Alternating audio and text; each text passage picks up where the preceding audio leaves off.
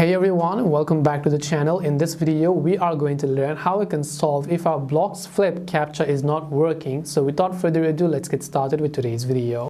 So if the BloxFlip CAPTCHA is not working right over here, right? If you go to bloxflip.com and you tap on the understood option, you try to maybe log in, or maybe you're trying to do anything else, but then the CAPTCHA is not working over here or anything like that. There are a couple of ways to fix it. First of all, you want to try to make sure to check your internet connection.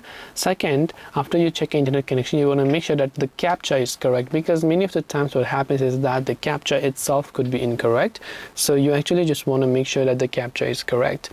Now, once you've done that, if you're trying to log in from your browser, you can try to clear the cache files of that browser. Long press on the browser. In this case, I'm using Chrome. Then from here, you can go to storage and you can try to clear its cache files.